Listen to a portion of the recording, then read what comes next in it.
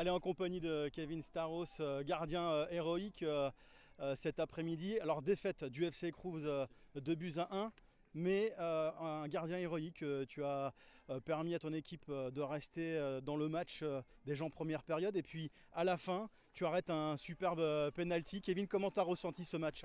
Un peu déçu parce que effectivement j'essaye de maintenir le score avec ma défense. On prend deux buts qui auraient pu être évitables. Donc le pénalty à 92e nous relance un peu, mais on n'a pas eu assez de temps. Après, c'est un match de reprise, on n'était pas du tout au complet, il manquait un peu plus de 6 joueurs. Donc on a fait avec nos armes, c'est un match de Coupe de France. La Coupe de France, c'est du bonus. Donc place au championnat, et puis à la Coupe de Lorraine, on jouera tout à fond, sans regret. C'est ça, on est solide, on est solidaires tous ensemble, dans la défaite comme dans la victoire. Voilà. Alors justement, le championnat, Kevin, quels sont les objectifs cette saison, même si il est vraiment très tôt pour en parler? Effectivement, comme toute équipe première, on va essayer déjà de se maintenir. C'est la première div, c'est devenu très très costaud, des joueurs de DH qui arrivent au niveau là. Donc on va se battre avec nos armes, on est un petit club, on a un groupe de potes. Donc on va tous marcher vers l'avant et aider notre coach à faire de bons résultats. Merci beaucoup, Kevin. Merci Alex. Ça fait 7 ans que je suis au club, ça fait 7 ans que je coach au niveau senior. Donc ça fait 5 ans qu'on fait un vrai travail intensif avec Momo. Sachant qu'on part de 2e division, maintenant nous sommes en régional. Et donc on est en R3, ça se passe plutôt bien. Maintenant les objectifs de la saison, on va être faire monter l'équipe B. Et certainement soit maintenir l'équipe 1, ça c'est le minimum, voire jouer les troubles faites et pourquoi pas encore enchaîner une montée pour la fin de saison pour l'équipe première. Alors la saison débute plutôt bien dès le départ avec la Coupe de France et la victoire ici en terre scrofulienne en plus. Ouais. Victoire 2 buts à 1, comment tu as ressenti ce match?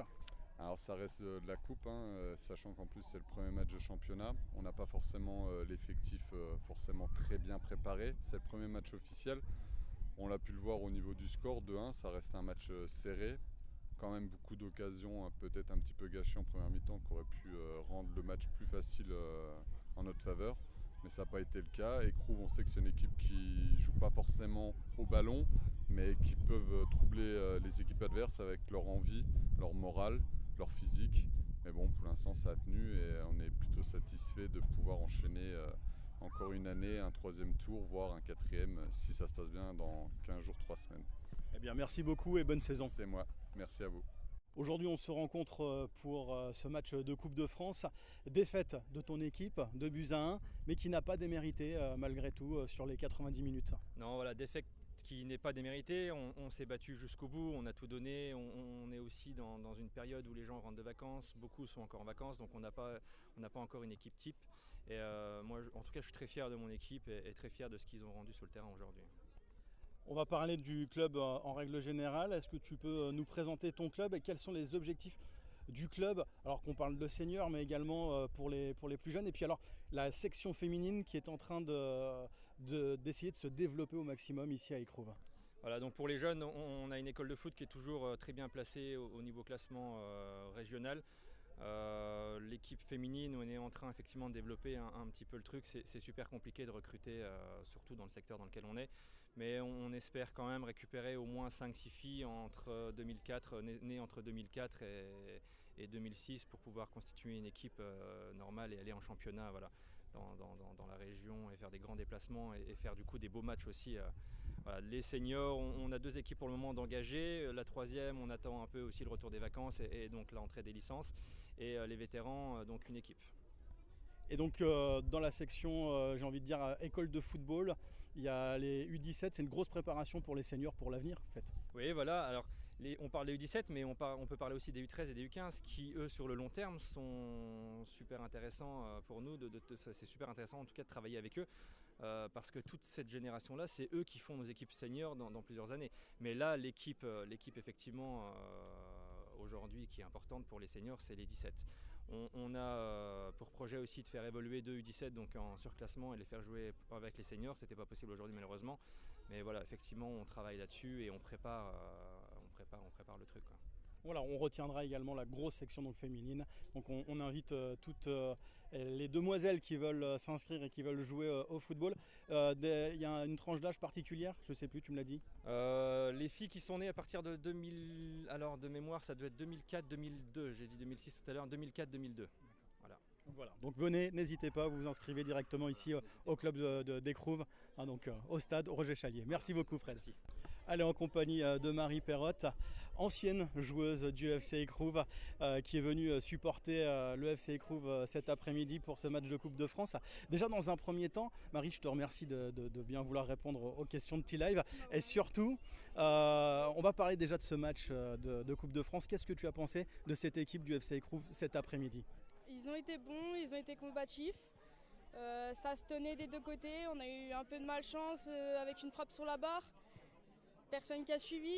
On n'est même pas sûr qu'elle soit rentrée dans le but. Donc on a Kevin qui a été fort sur le penalty, qui l'arrête. C'est dommage. Ça aurait pu être beaucoup mieux, effectivement. On parlait il y a quelques instants avec le président du club du FC Écrouves, la section féminine. Alors toi, tu as commencé ici au FC Écrouves. Parle-nous justement de ton parcours en tant que footballeuse maintenant. Ouais. Alors j'ai commencé à l'âge de, je devais avoir 5 ans grand maximum ici. J'ai commencé à jouer avec les garçons parce que la section féminine n'existait pas. Il y avait quelques filles.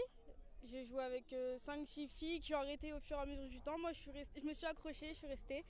J'ai joué avec les garçons jusqu'en 2012, jusqu'à ce qu'on vienne me chercher pour jouer à la SNL. C'est le club dans lequel j'ai joué pendant 4 ans. J'ai évolué dans une section féminine. Ensuite, je suis partie au FC Vendenheim en Alsace pour concilier foot et études, pour être plus près du lycée dans lequel j'étais. Et là, cette saison, j'ai signé à la Spiro Vauban, qui monte en 2e division féminine cette saison. Alors pour inciter les demoiselles qui ont envie de jouer au football, alors on voit maintenant de plus en plus l'équipe de France féminine évoluer, on voit également l'Olympique lyonnais qui a gagné déjà maintenant plusieurs Ligues des Champions, le football féminin a une belle ascension en France, mais si tu avais quelques mots à donner aux demoiselles qui veulent faire du football, qu'est-ce que tu leur dirais pour leur donner envie de venir jouer au foot et ici à Écrouves ? À Écrouves, si je peux conseiller de venir à Écrouves, c'est pour la bonne ambiance, l'esprit familial.